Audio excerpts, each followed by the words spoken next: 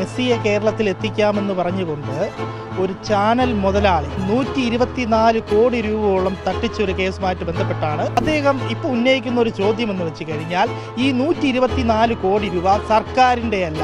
അദ്ദേഹം ഒരു ചാനലിൽ 3-4 പേര് വളഞ്ഞിരുന്ന് അദ്ദേഹത്തെ വെളുപ്പിച്ചുകൊണ്ടിരിക്കുകയാണ്. എന്താണ് വെളുപ്പിക്കുന്നത്? മെസ്സിയെ കൊണ്ടുവരാമെന്ന വേജേനെ ഈ കായിക പ്രേമികളെ പറ്റിക്കുന്നതിന് വേണ്ടി വൻ രീതിയിലുള്ള കള്ളപ്പണം എന്ന് തന്നെ നമുക്ക് പറയാൻ പറ്റും. കള്ളപ്പണം വെളുപ്പിക്കുന്നതിന് വേണ്ടി ഭരണം നടത്തുന്ന മുഖ്യമന്ത്രി അറിയാതെ ഇതിനകത്ത് ഒരു ഇല പോലും ചലിക്കൂല. ഒരുപാട് ഈ ഫുട്ബോളിനെ സ്നേഹിക്കുന്ന ആരാധകരുണ്ട്.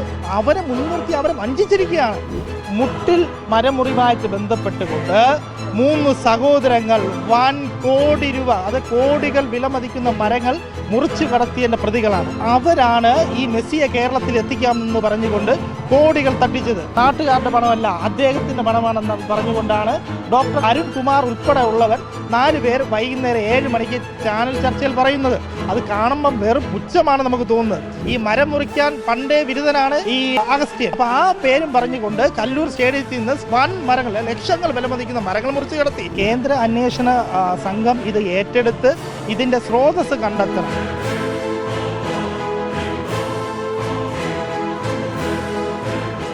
നമസ്കാരം.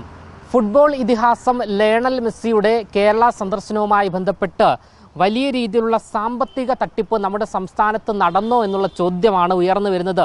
ഇതിന് പിന്നാലെ ക്രിമിനൽ ഗൂഢാലോചന അടക്കം നടന്നോ എന്നുള്ള ചോദ്യവും ഉയർന്നു വരുന്നു. ഇന്ന് മുഖ്യമന്ത്രി വാർത്താ സമ്മേളനത്തിൽ പറഞ്ഞത് ഈ ഒരു വിഷയവുമായി ബന്ധപ്പെട്ട് അന്വേഷണത്തിലേക്ക് കടക്കുന്നു എന്നുള്ള സൂചനയാണ് അദ്ദേഹം നൽകിയിരിക്കുന്നത്. ഇതിന് പിന്നിലൊരു പ്രധാന കാരണമുണ്ട്. ആഭ്യന്തര വകുപ്പിനും വിജിലൻസിനും ഇതിനു മുൻപേ പരാതി നൽകിയ ഒരു വ്യക്തിയുണ്ട്. അതായത് Aryanad block Congress committee general സെക്രട്ടറിയായ അജു കെ മധു ആഭ്യന്തരമന്ത്രിക്കും വിജിലൻസ് ഡയറക്ടർക്കും ഇതുമായി ബന്ധപ്പെട്ടുള്ള പരാതി നൽകിയതിൻ്റെ അടിസ്ഥാനത്തിലാണോ മുഖ്യമന്ത്രി ഇത്തരത്തിലൊരു തീരുമാനം എടുത്തിരിക്കുന്നത് എന്നുള്ള ചോദ്യമാണ്. എന്തായാലും ഈ ഒരു പരാതിയിൽ നിരവധി ആരോപണങ്ങളും എല്ലാം തന്നെയാണ് ഉന്നയിച്ചിരിക്കുന്നത്. ഈ ഒരു സാഹചര്യത്തിൽ പരാതിക്കാരനായ അജു കെ മധു തന്നെ ഇപ്പോൾ മറുനാടനോട് പ്രതികരിക്കുകയാണ്. ഈ മെസ്സിയെ കൊണ്ടുവരുന്നതുമായി ബന്ധപ്പെട്ടുള്ള കേസിൽ നിലവിലിപ്പോൾ താങ്കൾ ആഭ്യന്തരമന്ത്രിക്കും മുഖ്യമന്ത്രിക്കുമാണെന്ന് തോന്നുന്നു വിജിലൻസിനും പരാതി നൽകിയിരിക്കുന്നത്. എന്താണ് ഈ പരാതിയിൽ പറയുന്നത്? കേരളത്തിലെ ഒരു കൂട്ടം കായിക പ്രേമികളെയും അതുപോലെ തന്നെ കായികത്തെ സ്നേഹിക്കുന്ന ഒരു കൂട്ടം ചെറുപ്പക്കാരെയും ഈ മെസ്സിയെ കേരളത്തിൽ എത്തിക്കാമെന്ന് പറഞ്ഞുകൊണ്ട് ഒരു ചാനൽ മുതലാളി, റിപ്പോർട്ടർ ബ്രോഡ്കാസ്റ്റ് കമ്പനി എന്നറിയപ്പെടുന്ന ഒരു ചാനൽ മുതലാളി ഈ യുവാക്കളുടെ പ്രതീക്ഷ തല്ലിക്കിടത്തിക്കൊണ്ട് ഈ മെസ്സിയെ കേരളത്തിൽ എത്തിക്കാമെന്ന് പറഞ്ഞുകൊണ്ട് 124 കോടി രൂപയോളം തട്ടിച്ചൊരു കേസുമായിട്ട് ബന്ധപ്പെട്ടാണ് ഞാൻ കേരളത്തിലെ ആഭ്യന്തരമന്ത്രിയും കൂടാതെ തന്നെ കേരളത്തിലെ മുഖ്യമന്ത്രിയും കായിക മന്ത്രിയും ക്രൈംബ്രാഞ്ചും വിജിലൻസിനും അന്വേഷിക്കണമെന്ന് പറഞ്ഞുകൊണ്ട് ഞാൻ പരാതി നൽകിയത്. ഈ പരാതിയിൽ എന്താണ് കൃത്യമായി പറയുന്നത്? നമുക്കറിയാൻ പറ്റും, കേരളത്തിൽ കായിക മേഖല വളരെയധികം താഴ്ന്നൊരു സാഹചര്യമാണ് നിൽക്കുന്നത്. അപ്പോൾ ഒരുപാട് ചെറുപ്പക്കാർ കായിക മേഖലയിൽ കൂടി ഉയർന്നു വരാൻ വേണ്ടി ആഗ്രഹിക്കുന്നുണ്ടായിരുന്നു.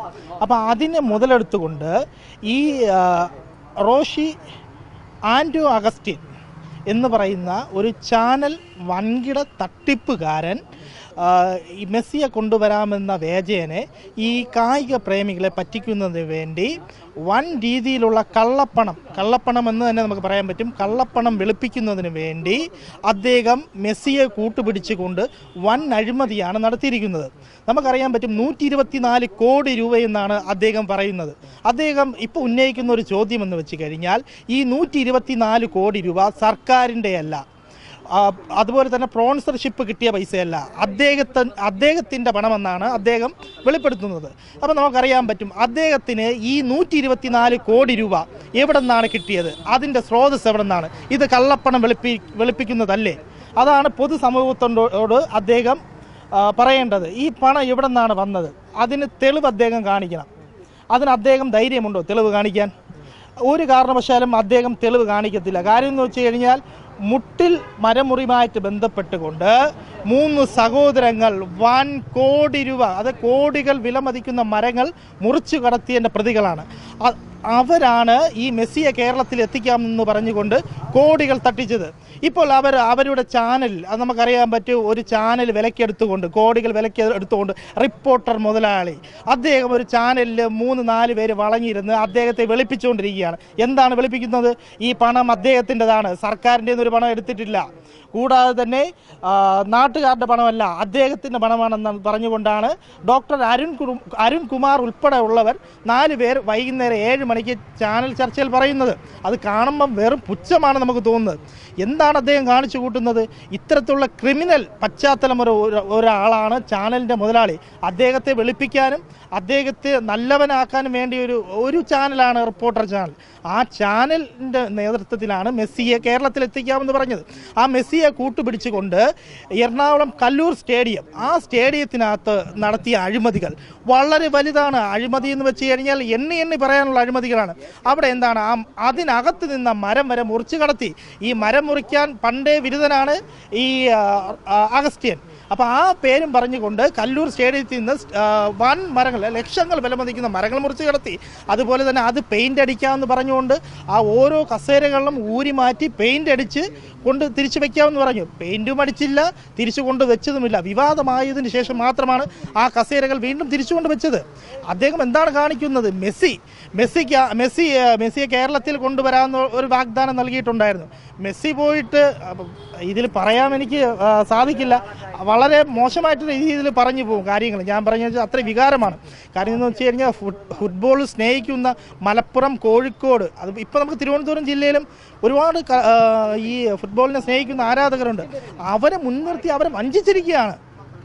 ഇതിൽ മുൻ മുഖ്യമന്ത്രിക്കും പങ്കുണ്ടോ എന്നുള്ള ചോദ്യമാണ്. കാരണം ഒരു ഭരണകൂടം അറിയാതെ ഇത്രയും വലിയൊരു തട്ടിപ്പ് നടക്കുമോ എന്നുള്ള ചോദ്യം.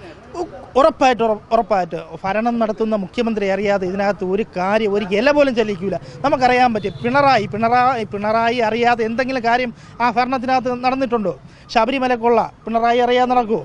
അതുപോലെ ഒരു ഉദാഹരണമാണ്. അദ്ദേഹം അറിയാതെ ഒരു കാരണവശാലും ഇങ്ങനൊരു കൊള്ള ഇതിൽ നടക്കാൻ ചാൻസ് ഇല്ലെന്നാണ് എൻ്റെ ഒരു വിശ്വാസം. എന്തായാലും നിലവിലിപ്പോൾ വിജിലൻസ് ഈ ഒരു കേസ് അന്വേഷിക്കുമെന്നാണ് മനസ്സിലാക്കാൻ സാധിക്കുന്നത്. ഇന്ന് മുഖ്യമന്ത്രി അടക്കം പറഞ്ഞിരിക്കുന്നത് അതിൽ അന്വേഷണം നടക്കട്ടെ, അന്വേഷണം വരും എന്നുള്ള സൂചന തന്നെയാണ് അദ്ദേഹം നൽകിയത്. ഇനി ഈ ഒരു വലിയ സാമ്പത്തിക ക്രമക്കേടാണ് നടന്നിരിക്കുന്നത്. അതുകൊണ്ട് തന്നെ കേന്ദ്ര അന്വേഷണ ഏജൻസികളും വരേണ്ടതില്ലേ എന്നുള്ളത്. ഉറപ്പായിട്ട് കേന്ദ്ര അന്വേഷണ സംഘം ഇത് ഏറ്റെടുത്ത് ഇതിൻ്റെ സ്രോതസ് കണ്ടെത്തണം. നമുക്കറിയാൻ പറ്റും, ഇപ്പം ആൻഡ്രൂ അഗസ്റ്റിൻ പറഞ്ഞിരിക്കുന്നത് വെച്ച് അദ്ദേഹത്തെ വേട്ടയാടുന്നു, കേരളത്തിലെ മുഖ്യമന്ത്രിയായ VD സതീശൻ അദ്ദേഹത്തെ വേട്ടയാടുന്നതിൻ്റെ ഫലമായിട്ടാണ് ഇങ്ങനെ ഒരു കേസ് കൊണ്ടുവന്നതെന്നാണ് പറയുന്നത്. പക്ഷേ അങ്ങനെയല്ല. സത്യം പറഞ്ഞു കഴിഞ്ഞാൽ ഈ മുട്ടിൽ മരമുറിയായിട്ട് ബന്ധപ്പെട്ട് നിരവധി കേസുകൾ ഇദ്ദേഹത്തിൻ്റെ പേരിലുണ്ട്. അപ്പോൾ അത് പുനരന്വേഷിക്കാൻ വേണ്ടിയാണ് കേരളത്തിലെ മുഖ്യമന്ത്രി അന്വേഷണം ആരംഭിക്കുന്നതിന് വേണ്ടിയാണ് മുന്നോട്ട് വന്നിട്ടുള്ളത്. അപ്പോൾ അതുമായിട്ട് ബന്ധപ്പെട്ടുകൊണ്ട് അദ്ദേഹത്തെ വേട്ടയാടുന്നെന്ന് പറയുന്നത് വളരെയധികം മോശമായിട്ടുള്ള അർത്ഥമാണ്. എന്തായാലും ഈ ഒരു പരാതിയിൽ ഗുരുതരമായ ആരോപണങ്ങളാണ് ചൂണ്ടിക്കാട്ടിയിരിക്കുന്നത്. അതിൽ പ്രധാനപ്പെട്ടത് ഇതാണ്, അതായത് അത് നമ്മൾ വിശദീകരിക്കുകയാണ്. വ്യാജരേഖ ചമയ്ക്കൽ, ലയണൽ മെസ്സിയുടെ വരവുമായി ബന്ധപ്പെട്ട് എന്തെങ്കിലും തരത്തിലുള്ള വ്യാജ സമ്മതപത്രങ്ങളോ ഡമ്മി കരാറുകളോ ഇമെയിൽ സന്ദേശങ്ങളോ നിക്ഷേപകരെയോ സ്പോൺസർമാരെയോ കാണിച്ചിട്ടുണ്ട് എങ്കിൽ അത് BNS സെക്ഷൻ 336 പ്രകാരം ജാമ്യമില്ലാ കുറ്റമാണ്. ഒന്ന് അതാണ്. മറ്റൊന്ന് ഡിജിറ്റൽ മാധ്യമ ദുരുപയോഗം. റിപ്പോർട്ടർ ചാനലിൻ്റെ ഔദ്യോഗിക മാധ്യമ സംവിധാനങ്ങളും സോഷ്യൽ മീഡിയ പ്ലാറ്റ്ഫോമുകളും ഉപയോഗിച്ച് തെറ്റിദ്ധരിപ്പിക്കുന്ന വിവരങ്ങൾ പ്രചരിപ്പിച്ച് ജനങ്ങളിൽ നിന്ന് സാമ്പത്തിക അല്ലെങ്കിൽ വാണിജ്യ നേട്ടമുണ്ടാക്കിയത് ഇൻഫർമേഷൻ ടെക്നോളജി 2000 പ്രകാരമുള്ള കുറ്റകൃത്യമാണ്. ഇത്തരത്തിൽ ഗുരുതരമായ സെഷനുകൾ ഉൾപ്പെടുത്തിക്കൊണ്ടാണ് ഇത്തരത്തിലൊരു പരാതി നൽകിയിരിക്കുന്നത്. ഇതിന് പിന്നാലെ തന്നെയാണ് മുഖ്യമന്ത്രി ഇന്ന് വാർത്താ സമ്മേളനത്തിൽ സുപ്രധാനമായ കാര്യങ്ങൾ, ഈ ഒരു വിഷയവുമായി ബന്ധപ്പെട്ടുള്ള കാര്യങ്ങളെല്ലാം തന്നെ ഉന്നയിച്ചത്. അതായത് ഈ ഒരു ലയണൽ മെസ്സി എന്ന ഫുട്ബോൾ ഇതിഹാസത്തെ കേരളത്തിൽ കൊണ്ടുവരുന്നതുമായി ബന്ധപ്പെട്ടുള്ള ഗുരുതരമായ സാമ്പത്തിക ക്രമക്കേട് അല്ലെങ്കിൽ ഒരു വലിയ ക്രിമിനൽ ഗൂഢാലോചന അന്നത്തെ സംസ്ഥാന സർക്കാരും ഈ ഒരു സ്പോൺസറായിരുന്ന റിപ്പോർട്ടർ ബ്രോഡ്കാസ്റ്റിംഗ് കമ്പനി ഉടമകളുമായി ബന്ധപ്പെട്ട് നടന്നിരിക്കുന്നു. അതുകൊണ്ട് തന്നെ വലിയ രീതിയിലുള്ള അന്വേഷണം ഇനി വരും എന്നുള്ള കാര്യത്തിൽ ഉറപ്പ് തന്നെയാണ്. വിജിലൻസ് അന്വേഷണം വരാൻ പോകുന്നു. വരും ദിവസങ്ങളിൽ EDയും അതുകൂടാതെ SFIO ഉൾപ്പെടെയുള്ള കേന്ദ്ര അന്വേഷണ ഏജൻസികൾ ഈ ഒരു കേസിൽ ഇടപെടുമെന്നാണ് നമുക്ക് മനസ്സിലാക്കാൻ സാധിക്കുന്നത്. ക്യാമറമാൻ ഷിക്കിനൊപ്പം അമൽ രുദ്ര, മറുനാടൻ മലയാളി, തിരുവനന്തപുരം.